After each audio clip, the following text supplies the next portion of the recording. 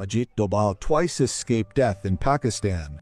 In the early 1980s, Ajit Dobhal was living in Pakistan disguised as a middle-class Muslim man. He had been spying for several years in Lahore and Islamabad. One day, he went to the shrine of a famous awliya in Islamabad. An old man with a long white beard sat there. His eyes were fixed on Dobhal, constantly watching him. Dobhal sensed something was wrong, but he remained calm. After the prayers were over, the old man got up and approached Ajit Dobhal. The old man said, "Come with me."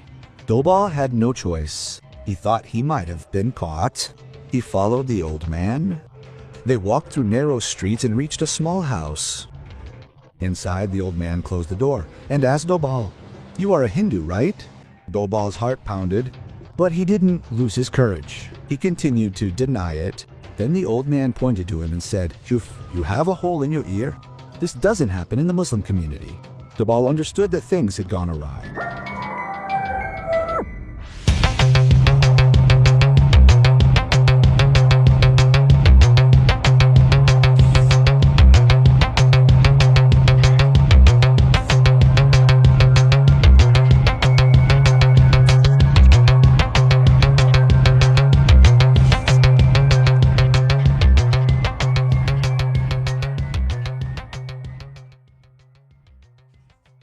Born on January 20, 1945, in Giri, Banal, a small village in the Pauri, Garhwal district of Uttarakhand, Ajit Dobhal spent his childhood in an army cantonment.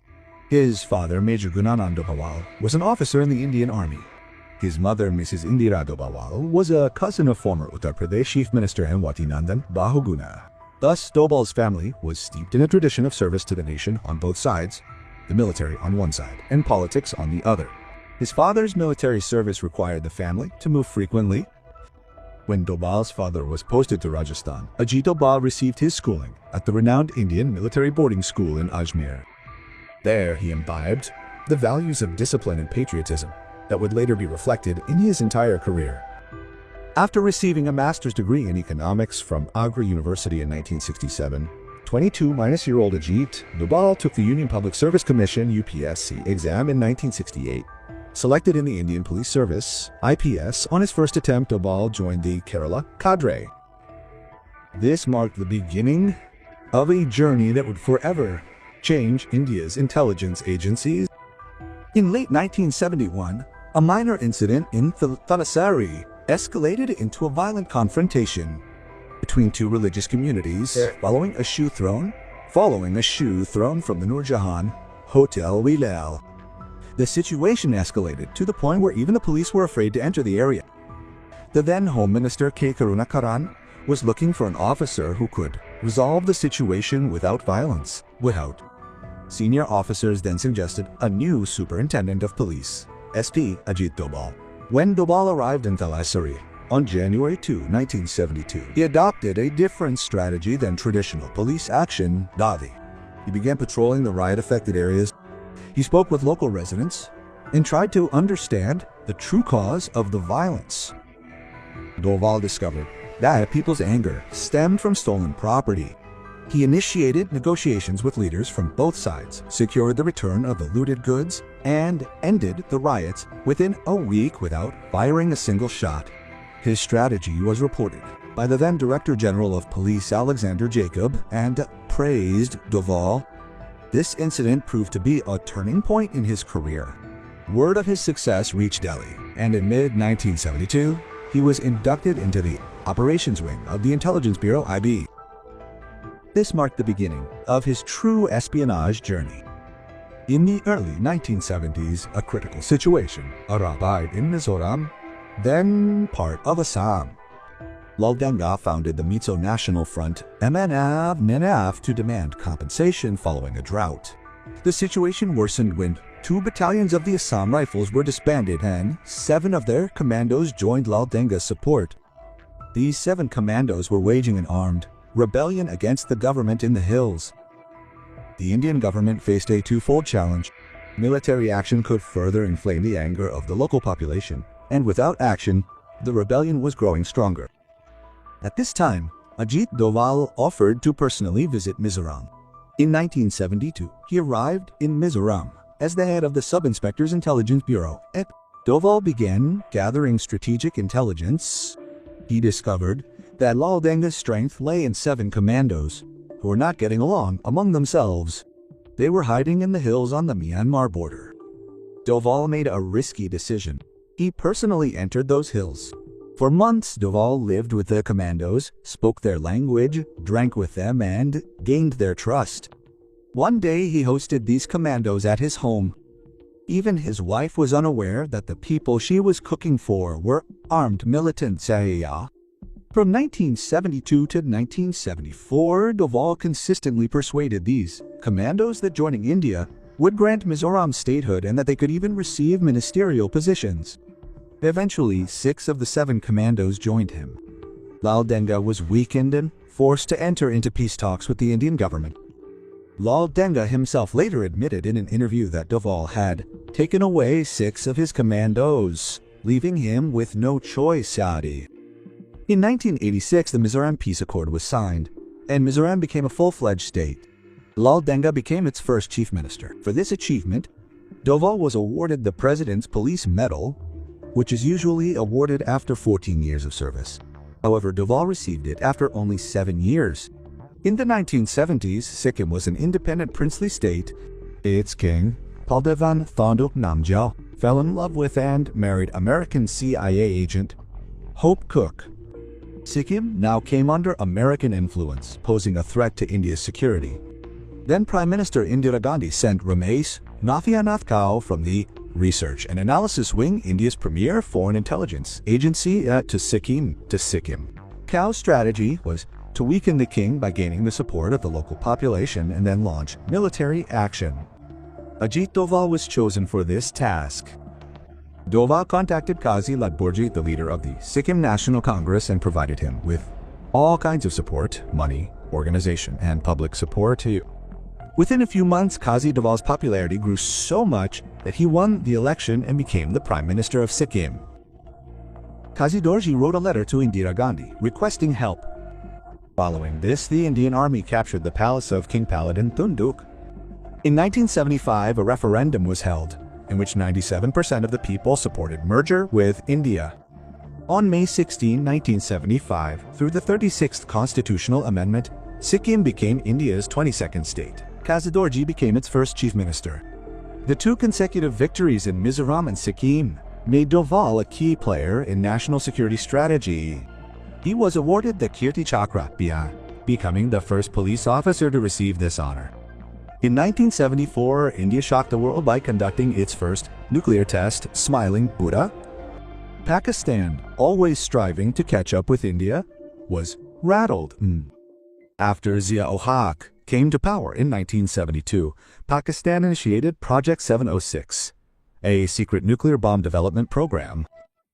With the help of China and France, Pakistan was building the Khan Research Laboratories, KRL, in Kahuta, village near Islamabad. This facility was disguised as an ordinary village, but preparations for nuclear weapons were underway inside. India needed evidence of this secret program. In 1977, the Research and Analysis Wing, RAW, launched Operation Kahuta. Rameshwar Nath Kao, a renowned intelligence master, headed the operation. But Kahuta was as secure as a fortress, making it impossible to penetrate. In the early 1980s, Ajit Doval was sent to Islamabad. His official position was First Secretary, Commerce Department at the Indian High Commission. But in reality, he was spying for RAW. A beggar's disguise, months of planning. Doval spent months disguised as a beggar on the streets of Kata. He wandered the streets in tattered clothes, with a dirty face and disheveled hair. People offered him coins, and he quietly took them.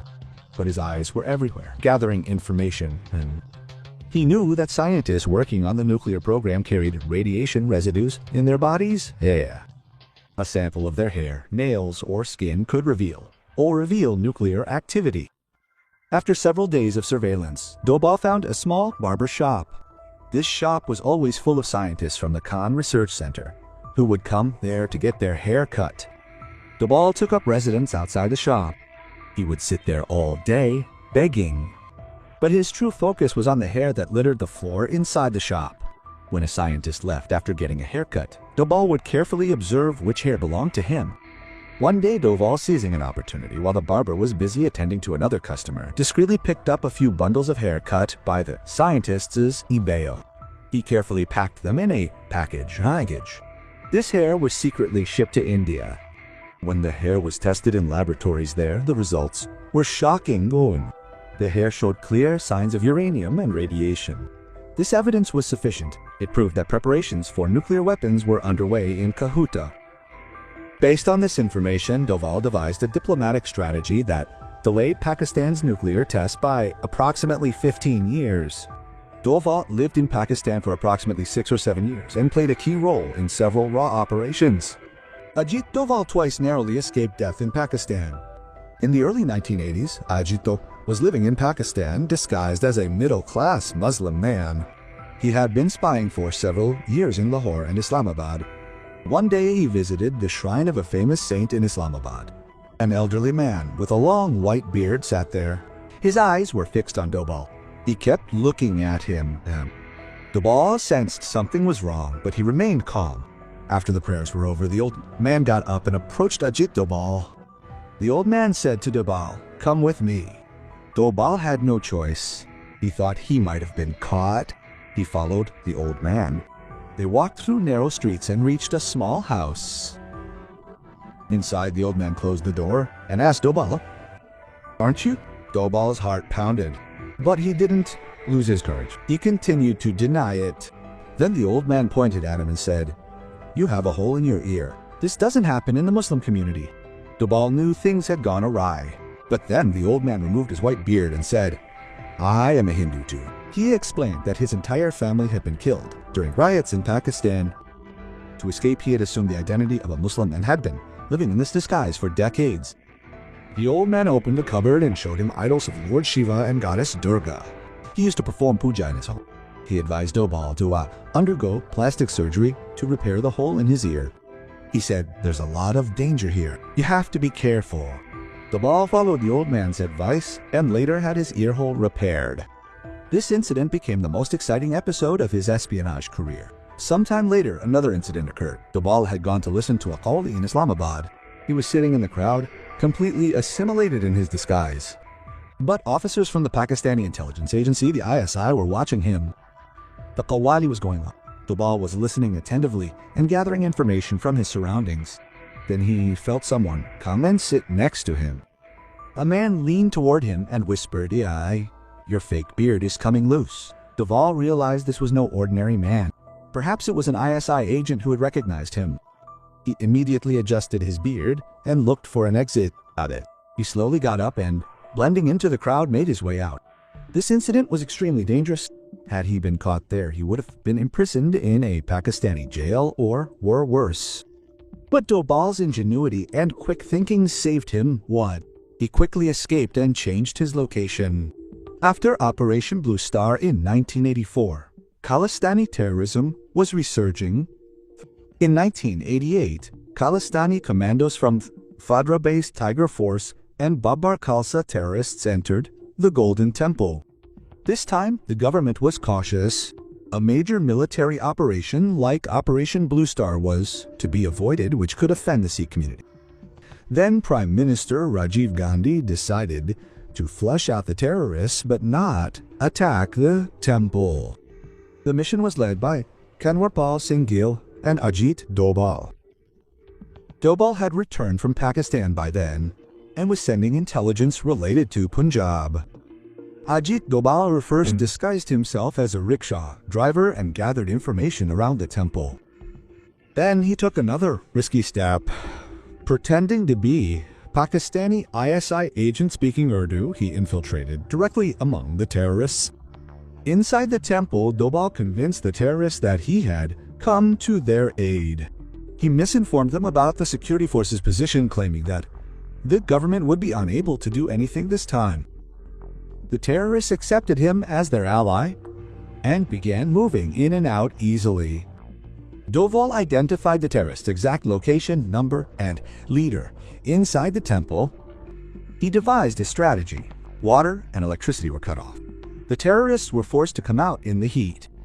On May 15th, terrorist commander Jagir Singh came out to drink water and was killed by a sniper. The death of the leader and the lack of water and electricity shattered the terrorists' morale. Dobhal himself went inside and persuaded them to surrender. Finally, on May 18th, all the terrorists surrendered without a major fight. Dobhal was awarded the Kirti Chakra for this operation. This operation is still considered a prime example of counter-terrorism. On December 24, 1999, Indian Airlines flight IC-814 was traveling from Kathmandu, Nepal to Delhi. There were 180 passengers on board. Upon entering Indian airspace, 5 Pakistani terrorists from the Harkat-ul-Mujahideen hijacked the plane. The hijackers ordered the pilot to fly to Pakistan. However, due to low fuel, the plane landed first in Amritsar, then Lahore, then Dubai, and finally in Kandahar, Afghanistan on December 25th. And on December 20th, the Indian government formed a 7-member negotiating team headed by Ajit Doval. Between 1971 and 1999, Doval had negotiated more than 15 hijacking cases. The team arrived in Kandahar, and Doval initiated negotiations. The terrorists first demanded the release of 105 prisoners, then 36, and finally $200 million. Doval urged them to stick to one demand. The Indian government initially refused, but pressure from the media and the passengers' families made the operation impossible because Kandahar was under Taliban control and using Pakistani airspace was risky. Doval's diplomatic skills kept the negotiations going. Ultimately, it was decided that only 3 terrorists would be released instead of 36: Masood Azhar, Ahmed Omar Saeed Sheh, and Mushtaq Ahmed Zargar Agar. The passengers returned safely on December 31, 1999. However, one passenger, Rupan Katyal, had been killed. This was a major blow to India. Both Doval and then Home Minister Lal Krishna Advani were against the release, but the decision was forced. Doval later described this incident as the most tragic moment of his career.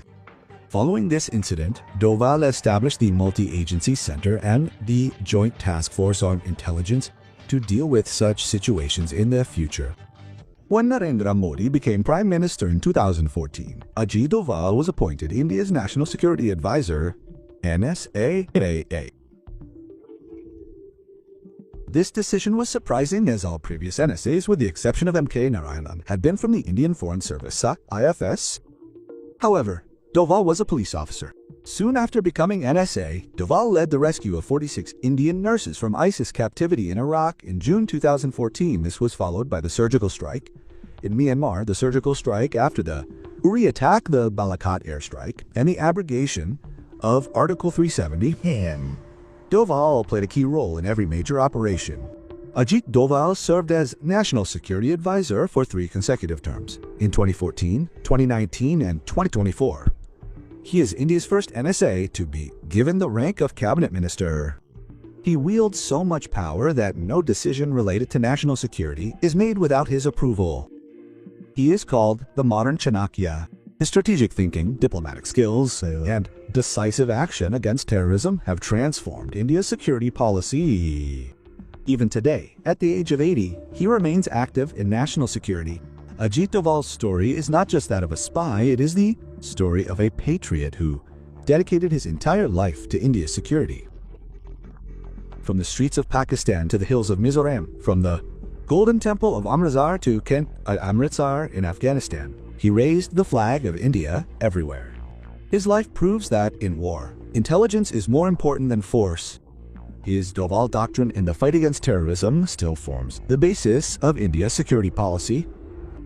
He has proven that with the right strategy, the enemy can be defeated even without a fight. Today, when India is counted among the world's superpowers, Ajit Doval's contribution to the foundation of its national security is unforgettable. He is, in the true sense, India's Chanakya,